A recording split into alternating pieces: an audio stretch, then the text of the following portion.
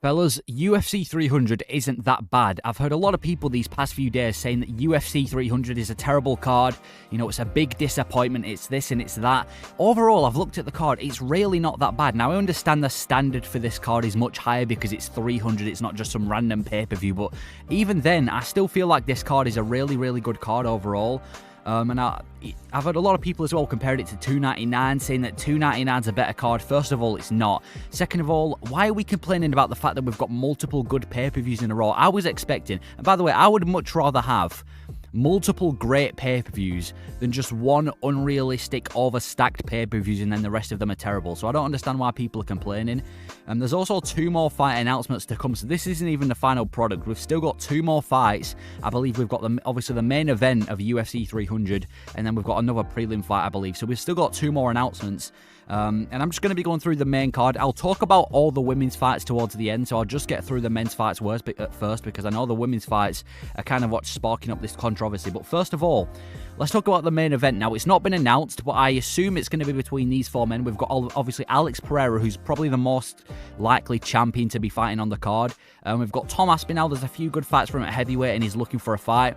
I've included Conor McGregor because him and Michael Chandler have been hinting about the fact that they're going to be fighting on 300. To be honest, I really don't know what McGregor's going to be doing with his career. He's saying one thing, then saying another, but it wouldn't surprise me if he ends up on 300. And then I've gone Leon Edwards again. He's a free champion, as in he's not got any fights booked. He's not really got any reason to not fight, so it could be Leon Edwards. So we'll go for the next fight that's actually been announced. Gaethje versus Max Holloway. Now, this is for the BMF belt, and I think this is going to be an absolute banger of a matchup. Although I do think Gaethje's going to win quite comfortably, I don't think Max Holloway, I just don't think the 155 division's for him. I think it's going to be an absolute banger of a matchup. You've got Justin Gaethje coming off 2 wins. One of them was a dominant, back and forth, well, I wouldn't say dominant, but it was a back and forth war with Rafael Fiziev at UFC 286, and then goes out there, wins the BMF belt by knocking out Dustin Poirier, separating him from consciousness, and Gaethje's looked great in his last few fights. And he's waiting for a title shot, and they've probably just offered him Holloway, which he's accepting. And then we've got Max Holloway, obviously coming off a dominant win over Arnold Allen, and then putting Korean Zombie to sleep in his retirement.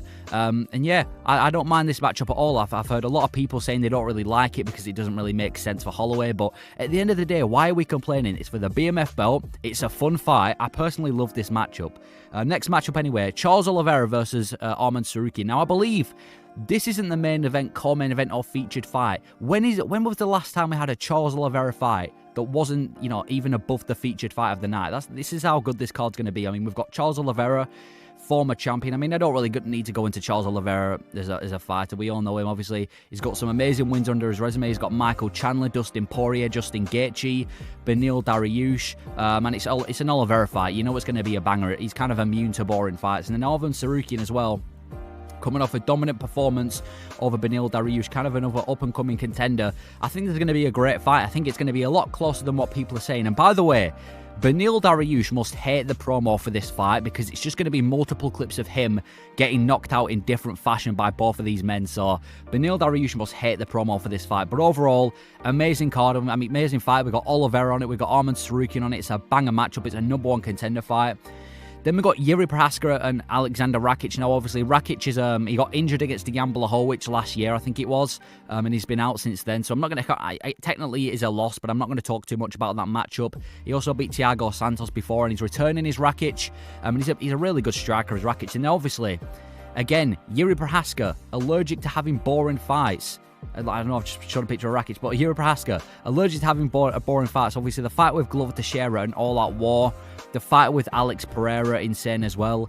He's kind of just immune to having boring fights. He's well-rounded, and the fact that we get to see Yuri on UFC 300, and I feel like now that Rakic is back, the light heavyweight division, I mean, we've just got more contenders. It's only going to get better from here, so I don't mind that matchup at all. I think it's a really good fight.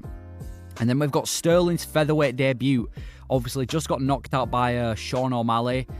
So we got, Sterling got knocked out by Sean O'Malley, but obviously he's had, again, a really good bantamweight, title run. He had, obviously, the TJ Dillashaw fight, which he won. He got the Yan fight, both of them, which he won. I'm not going to talk about the first one, but he got the Yan fight. He's got wins over Sandhagen as well, Cejudo.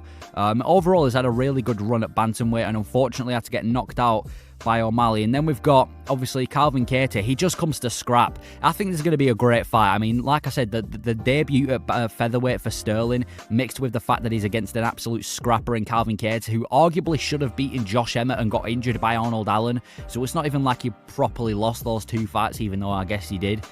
So I think that's going to be a banger of a matchup as well for the main card. And overall, I'm a really big fan of the main card. I think it's got some banger fights in it, and I think most of them are going to deliver. Now, we'll go to the prelims now. And, yeah, prelim headliner, let's just say. I'll talk about this fight as a whole. It's a really good fight, with both coming off really good wins over Rob Font. And obviously, Cody Garbrandt's win over Brian Kelleher. But I love this matchup. I think the fact that you've got a guy as skilled as Cody Garbrandt and also a stylistic nightmare in Deiveson Figueiredo, I think it's great. And I also want to point out the fact that look at the last few prelim headliners. I've shown the 5 most recent prelim headliners for every pay-per-view. Deiveson Figueiredo versus Cody Garbrandt is so much better than this. In fact, I believe that was actually going to be a main event for a pay-per-view back in, I think it was 255, so it's quite a long time ago. But no, overall, this is a banger. This is a prelim headliner. You'd expect to see this on the main card of a pay-per-view. Figueiredo versus Garbrandt is a prelim headliner. This is what I'm talking about. The prelims are stacked themselves. And then obviously we've got Bobby Green, Jim Miller. Jim Miller's got his thing going where he's fought on UFC 100, UFC 200, and now he's fighting UFC 300. I think it's a bit of an odd opponent to pick Bobby Green, and to be honest, I didn't even expect Bobby Green to be back this fast after that absolute brutal finish that Jalen Turner got over him, but he's back. Either way, I just want to see Jim Miller on the card, and I'm glad he's against a guy like Bobby Green. They've been scheduled a few times before, so the fact that we get to see Miller and Green on UFC 300, can't complain. Then we've got, obviously, Diego Lopez, the greatest of all time, against Sadiq Youssef. Again, banger of a matchup. I can't wait to see this.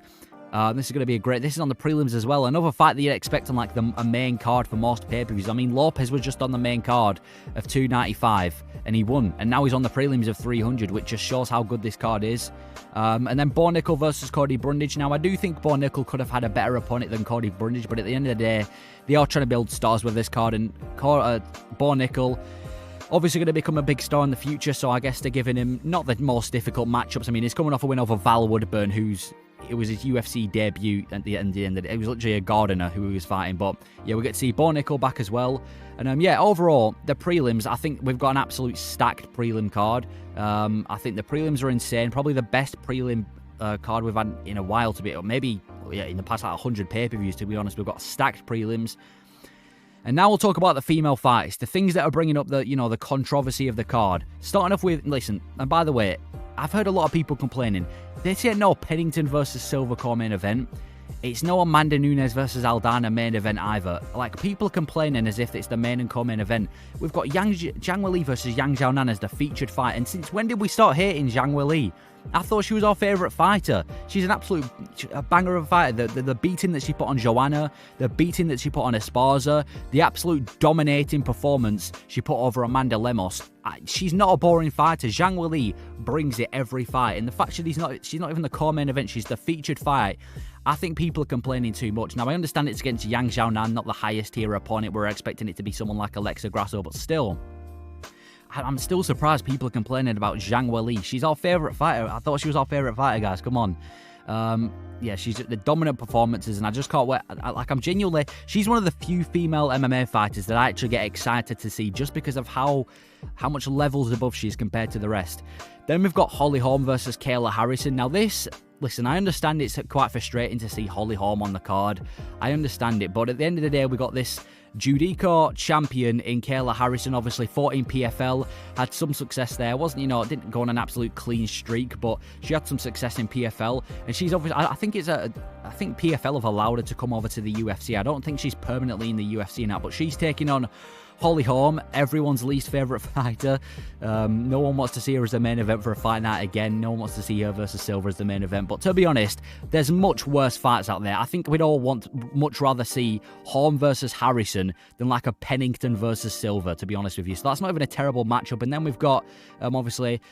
Andrade versus Rodriguez, listen, you can hate on that matchup all you want. I can kind of understand the frustration there. But overall, I think UFC 300 is an overhated card. I don't think it's bad. There's still a few fights to be announced as well, which means, you know, the card's just got more potential. And I think even the cards, the fights that we got now, especially the fact that the prelims are so stacked, I think overall it's a great card. So let me know your thoughts on the card. Do you think it's terrible? Do you think it's stacked?